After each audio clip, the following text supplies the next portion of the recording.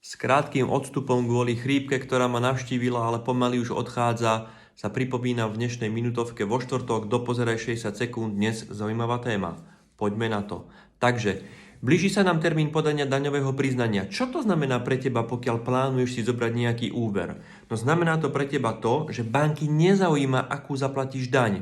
Banky zaujíma obrat, príjmy, základanie minus daň deleno 12. Niektoré banky berú riadky z daňového priznania okolo 40, niektoré banky berú riadky z daňového priznania okolo 70. To, čo je dôležité, daj si pozrieť svojmu poradcovi to predbežné daňové priznanie, on ti prepočíta v bankách, že z týchto čísel ti vyjde takýto úver, prípadne ešte si vieš to daňové priznanie upraviť, aby si skutočne získal ten hypotekárny úver na základe daňového priznania z roku 2024. Prikladám krátky link aj zo včerajšieho Rádia Lumen. Vypočuj si. Krásny štvrtok.